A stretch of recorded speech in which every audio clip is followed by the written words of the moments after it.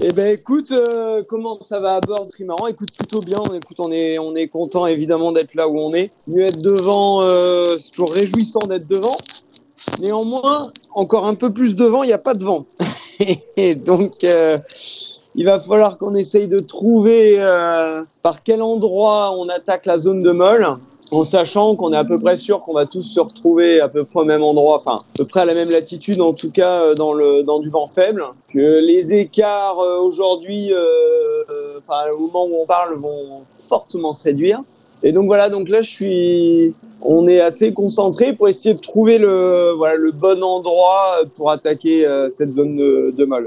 Voilà un peu les questions, le sujet du moment, on va dire. C'est de toute façon une zone qui est assez incertaine, on va dire, d'une manière générale. Donc oui, les routages, sans rentrer dans les détails, parce qu'en plus, je ne voudrais pas dévoiler trop d'informations à mes potentiels concurrents. Néanmoins, on arrive dans une zone quand même où la prévision en globalité n'est pas très bonne. Donc d'un modèle à l'autre, c'est pas exactement pareil. D'un run à l'autre, c'est pas exactement pareil. Puis c'est une zone avec pas beaucoup de vent, forcément. Donc à quelques milles près, tu peux avoir de l'air, pas d'air, et ça peut faire des grosses différences. Donc ouais, non, disons que c'est pas simple. Il y a loin. Enfin, de toute façon, il faudra un peu de réussite. Il faut essayer de pas faire de bêtises. Ça, c'est le premier point.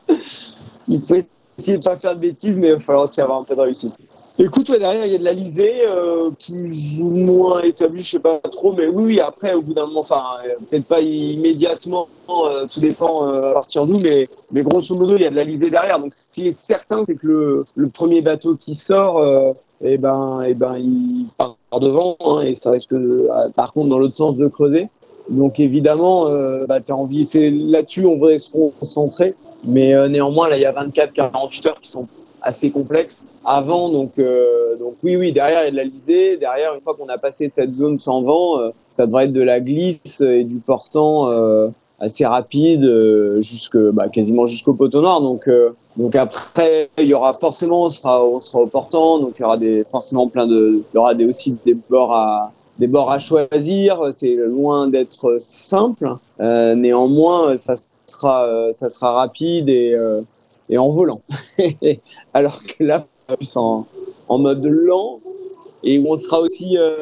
Ce qui est pas simple, c'est qu'une fois qu'on est dans une zone sans vent, si jamais les à peu près sûr que quand on va prendre les runs de ce soir ou de demain matin, ils diront des choses un peu différentes, mais les dés sont déjà jetés.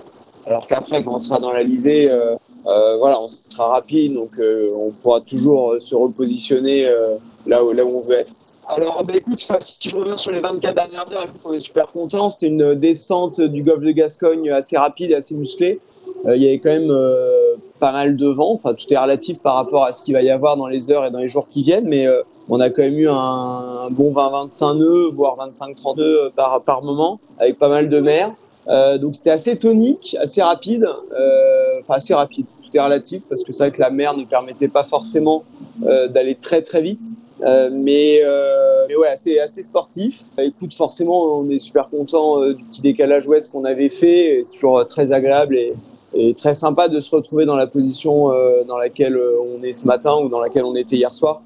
Donc ça, c'est plutôt super chouette. On a eu un petit souci, rien de très grave, en tout cas qu'on a réussi à réparer hier soir. On a été obligé de ralentir un petit peu sur un bout, l'amure de J2 qui a ragué, qui a pété, donc qu'on a changé. Donc ça, c'est fait, c'est changé. On ira revoir tout à l'heure. Là, c'est pour le coup, autant hier, c'était un peu, on va dire, technique, humide et sportif pour aller le changer. Autant là, on va avoir le temps de faire ça bien proprement et de cleaner tout ça nickel dans la dorsale. Et on a fait du J2 là toute la nuit, ça marchait super. Donc voilà, donc grosso modo le bateau oui à 100%, ce qui est toujours très agréable parce que forcément là on a depuis le départ on a eu 48 heures qui étaient quand même assez toniques. On n'est jamais à l'abri d'avoir des petites casses, ce qui est pas le cas, ou des grosses casses plutôt. Et là, c'est pas du tout le cas. Donc, oui, non, en tout cas, tous les appendices sont OK, on n'a rien tapé. Structurellement, a priori, tout va bien sur le bateau. On va évidemment profiter de la zone de molle à venir pour faire un check plus approfondi, mais non, c'est cool d'avoir pu traverser tout ça avec ce timing.